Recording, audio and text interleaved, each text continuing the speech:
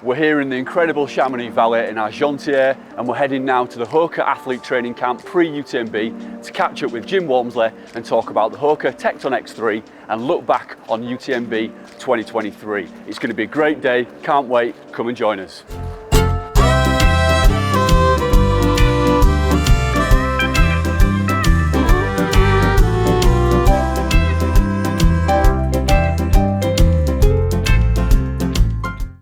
I think we're in the right place. Definitely in the right place. Hey Jim, good to see you again, mate. Good to see you too. How's it going? Yeah, really good, thanks. You ready to go? Yeah. Let me grab my bag and we'll head out.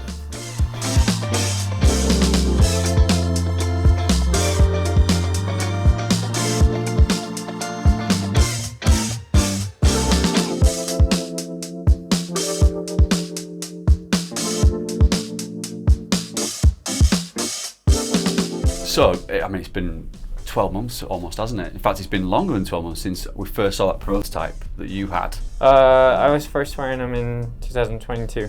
Wow. So 2 years.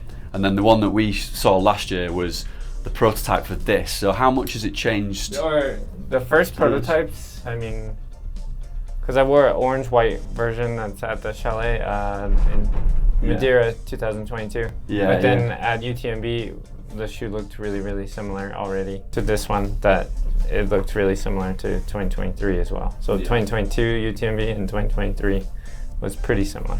What are the big changes from like the Tecton X2 do you think compared to this now? Obviously apart from the gaiter, I mean that's a nice feature, isn't it? I mean both have the matrix, they have a bit of the elastic in the front so you can kind of secure it down a bit.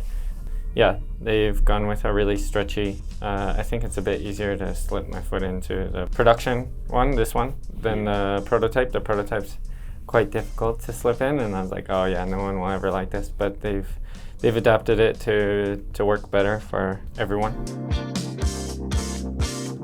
So the upper is definitely a big extreme difference. The gaiter in it keeps everything out, it's pretty sweet. Back height, I don't know what they've done. I don't know the durometer on this one. So I've been really in tune with choosing the durometers in the prototype. So generally we go with a little softer durometer on the top, a little firmer on the bottom. That gives it a really plush ride, something a bit more responsive, still feeling when you're actually running it. That's the carbon plate as well in the middle of the... Yeah, they're showing off the carbon plate in there. Nice little weave pattern going in on it. It's obviously a much wider plate than I've been in, and I think I say the shoe I've been in is kind of a wild ride. Yeah. And so I think they've done a lot to try to stabilize the shoe, and they'll do that mostly with the plate shape, and that will be like the production team kind of deciding on what's best for that. So I don't know what the plate exactly looks like inside of this. I guess it's forks though, because like, you know, for stability. Yeah, they're still parallel plates, so same thing, and I think having like the shoe being able to actually twist a bit while you're running on the trail, I think has been really important in my testing process, because I've had other plate options and say full plate is a no-go on the trails. But yeah, that's been my experience. And then also with the prototype, like I've been shredding the bottom. So the bottom of the Vibram was identical to the Tecton X2 and the original. However, when we change to this PIBA-based foam, it can lose just chunks with more exposure towards the foam. So here you've seen them wrap it completely around the edge. I really like that they brought it up just a little bit of a lip on the inside. The outside I think is more for looks and maybe to match it. I don't think it's as necessary, but the inside I think is really useful just because when you're in more alpine terrain, you kind of lip up on rocks and stuff. So that's where I've seen some shredding with the shoes. I think like the rubber is going to be the best protection to making it really a mountain shoe and holding up in good weather. I think it's really versatile lugs. It's not going to work for like complete utter mud, but not a lot does unless you just switch to an extreme lug shoe. Yeah, that's true. So we find this to be like kind of similar to the Spigo grip that is really well balanced, really confidence inspiring, and sticks to just about everything that's reasonable. I mean, I've gotten to run in this a bit, not as much as the prototype, but it's still super plush. Yeah. Really, it comes in maybe 30 to 40 grams more than the prototype I have. A lot of that being with the beefed up sole to make it just a more durable product. Still feels like light though, you know, for like what essentially looks like a really big chunky shoe. It's like quite light, isn't it? Yeah, I have the cardboard in here still. So. Yeah. If you're wondering as well, I just carry these around with me. Like since I've got them, wherever I go, I just bring the Tecton X. So you never know, do you? I'm pretty excited for people to experience this one because the new foam and how plush it is, like, it's gonna blow people's minds. And I don't think the stack height needs to be increasing. Like the foam really soaks up so much, and it just makes it a really comfortable shoe. I think like you'll see it as an all-day comfy shoe. It's built for distance though, this, isn't it? Like this, this would you say is like your perfect kind of ultra distance trail race and shoe? I think at first like the Tecton was kind of had a bit more of a lens for a bit more gravel. Yeah. And you see from the Tecton X2 to this one of how they've beefed it up more to be an all-day mountain shoe. Yeah, that's a good way. You're not getting rocks in it. You're taking it, you're beating up the sole, and then it's super plush and comfortable. But yet when you want to run something flat, with the parallel plates, like it's gonna feel responsive and take off. And how's this fit into your like current rotation? I know that's something we talked about before. Like you must go through a few shoes. Like, like right now, the Tecton X is my rotation. The only time it kind of gets subbed out is like something proper on the roads or kind of doing a segment, like uphill segment. Yeah. I'll switch to a Zanel. Yeah. Like for the VK here, we can see out here, that's Zanel territory, isn't it, this year? Yeah, but if you take the lift down, but if you have to run down, then you might as well take this thing. That's true, and that's the path, by the way, down there I was mentioning, you know, the zigzags, that's the better way down. Yeah, a bit bigger. Me and Danny went down that last year, so we sort of VK to the top. We were going to get the lift back down, but the lift stopped running, so we had no choice. So a few paragliders out today. I mean, those views behind are amazing.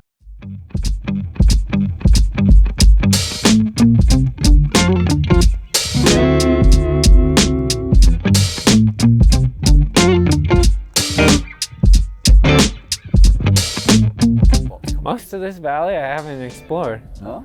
You're just kind of doing the route when you come. You focused on like where the route goes. I usually just like skip the Chamonix side of things. I don't do the beginning first 10K.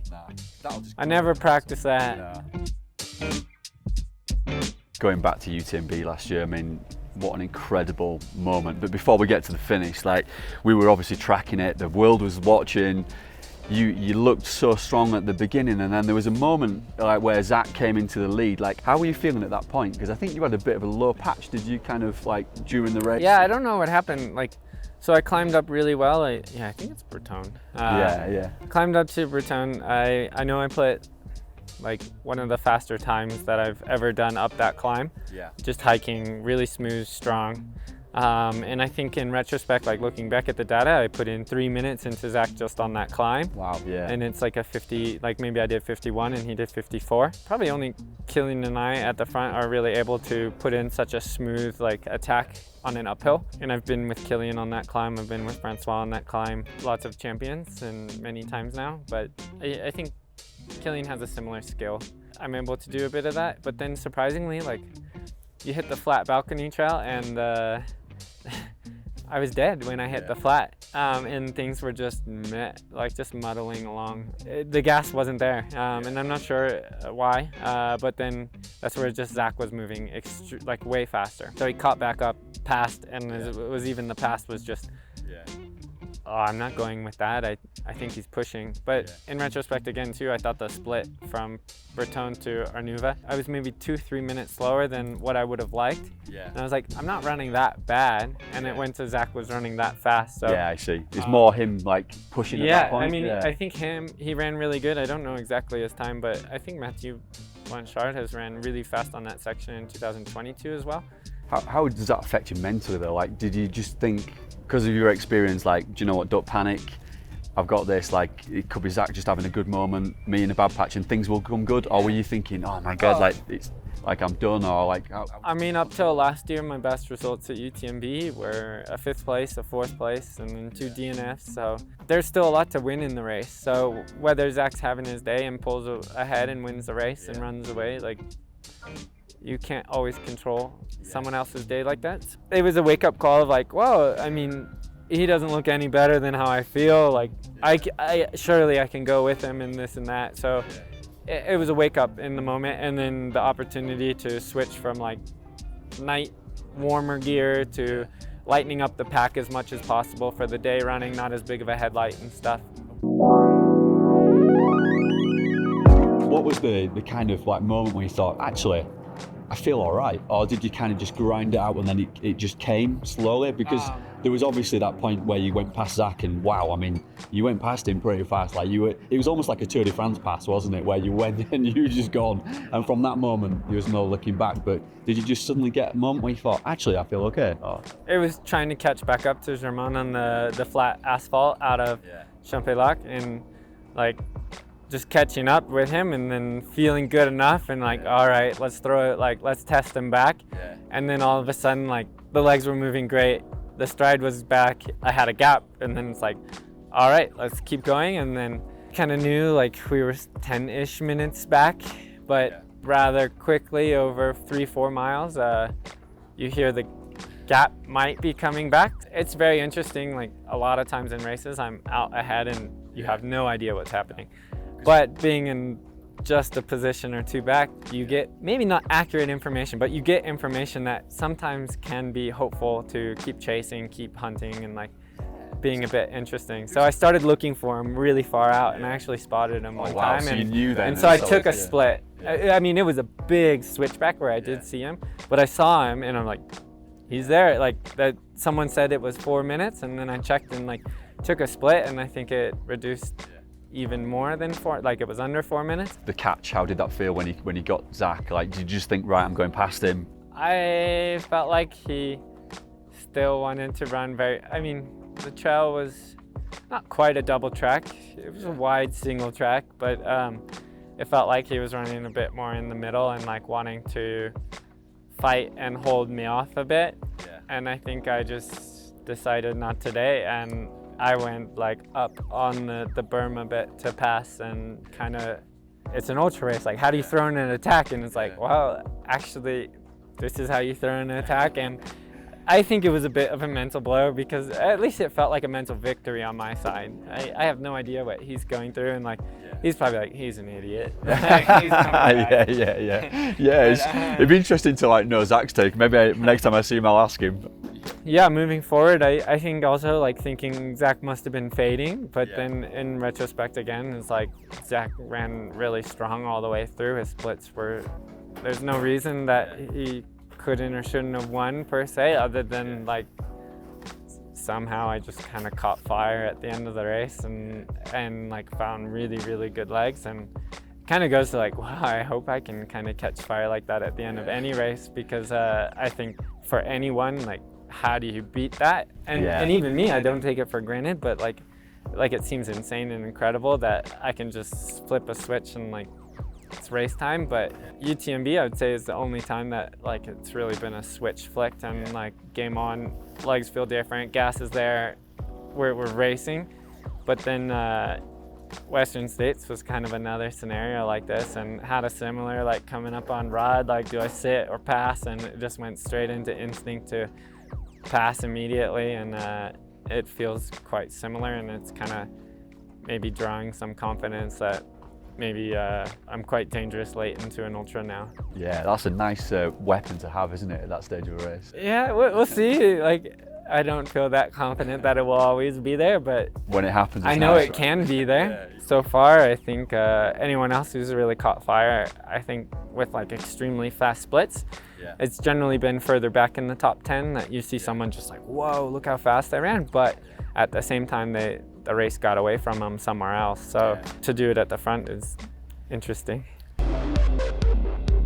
So last year, you're coming into Chamonix. You know at this point you've got the win, do you? Or do you sort of think, actually, I know how Zach can finish. I know that he's always got a sprint in him at the end. Were you always? There was enough confidence at Valencine. I was moving good enough. There was even the discussion with Francois. Francois crewed me at that aid station, which like he really was motivated to do. And I think for Jess, she had to.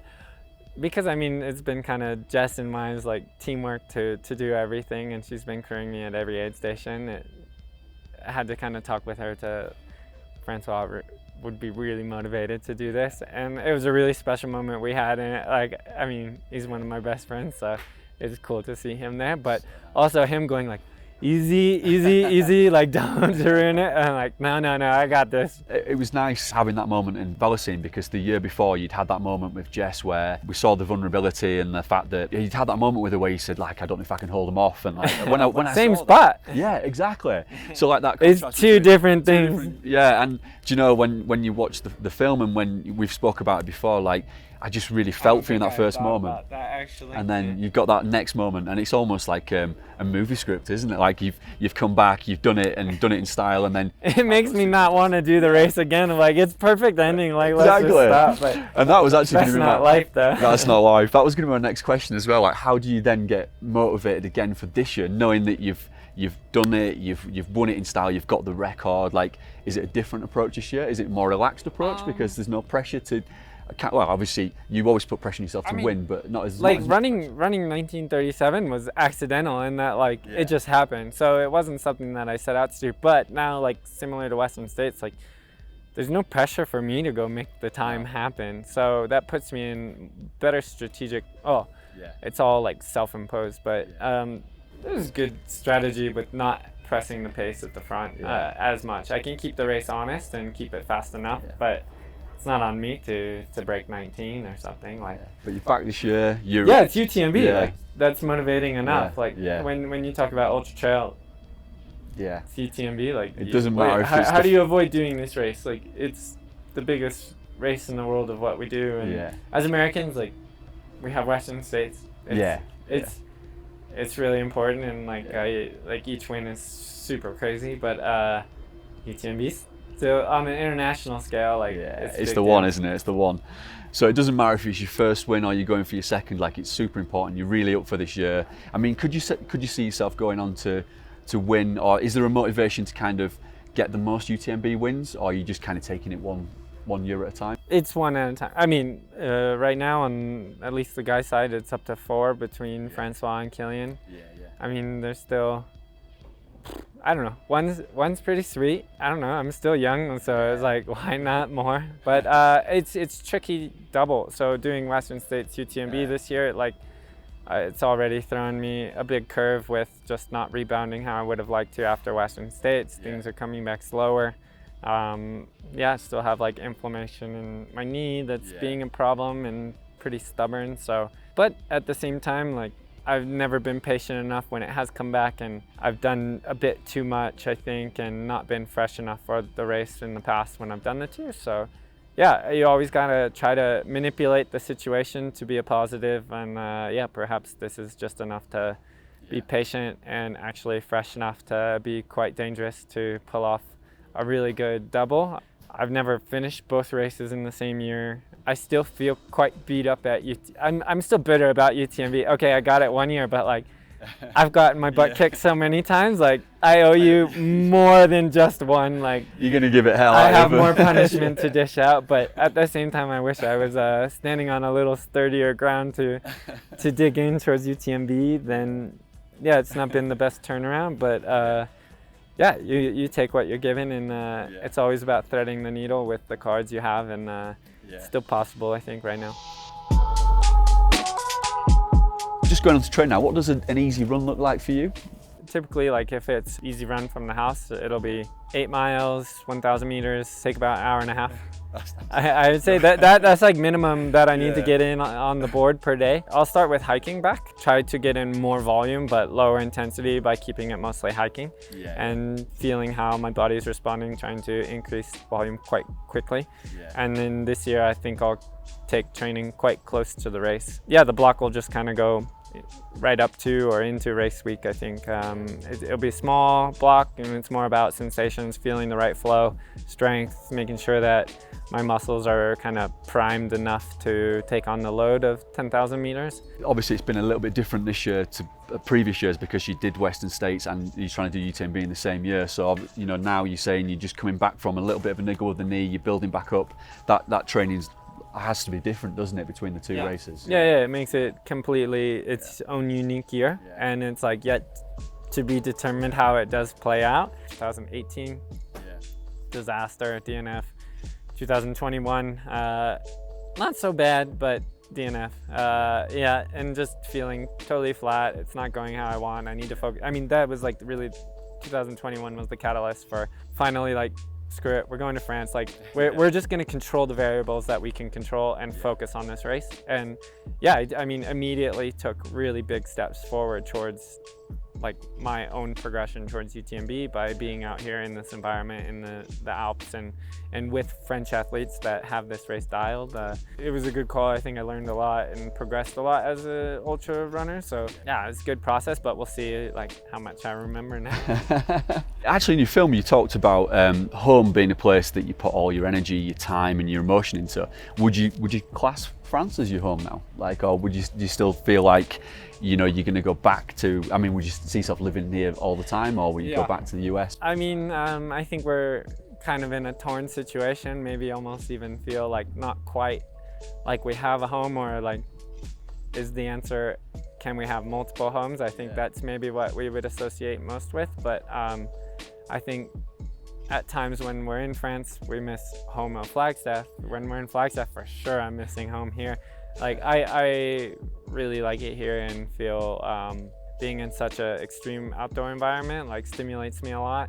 Yeah. That is quite satisfying just as a human. So I like digging into trying to make the Alps home and France. And actually even like coming back, the French is feeling okay. Like I need to keep progressing, and like probably that's what I'm most excited about is progressing with the language, because I think I'll be able to connect so much more with many of the people that we've known but not like connected with through like actually communicating. It's just like friendliness, or a warmth between people, but not as much of a cultural connection and understanding, where I think that's going to be just really special to progress enough to do more and more of that.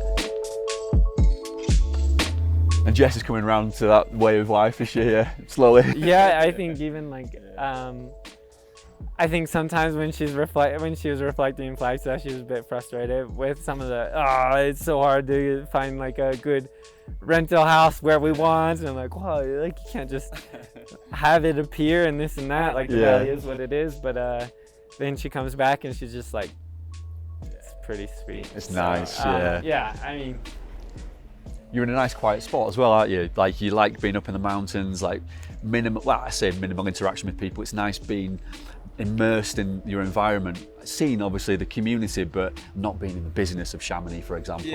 I mean, as I've gotten older, I don't relate as much with being in the city, but at the same time, like, city life is also quite interesting and there's always something going on. But as long as you have your spot still etched out to relax, then perhaps that's very possible. But for us, I think being a little more removed is quite nice.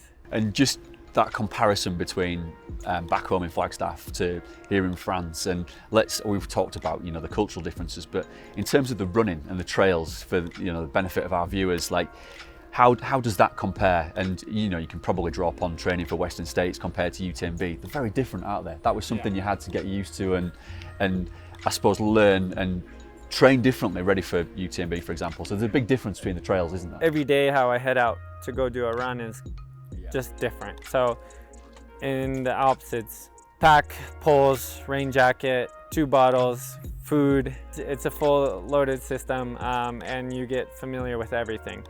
And the US and Flagstaff and many places, I mean, not everywhere is big mountains. So if anything, you take a belt, a handheld or nothing, and you just go for your run. Like, it's easy for me in Flagstaff to go for a 10-mile run. Takes, depending on the route, like hour to hour and a half at most, or like I can do climbs, but then they're short, punchy climbs comparatively.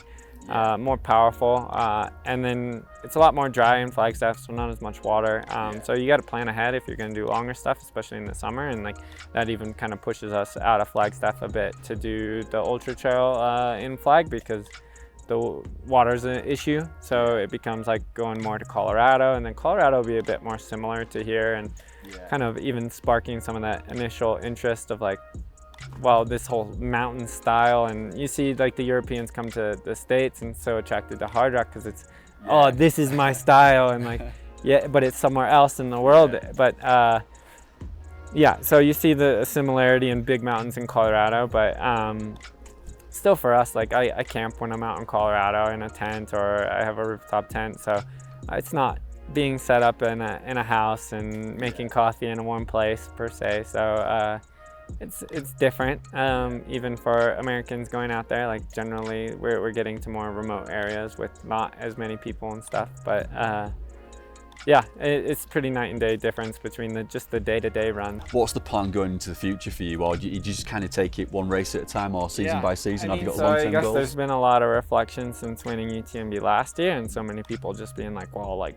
you finally like solved the other big puzzle of like, it's been challenging, and now you've done it. So the more I reflect, the more it's just kind of like, well, Western States and UTMB are worthy to keep chasing, especially while you can compete for a win. So that window won't last forever. So it just goes to when you kind of build your career.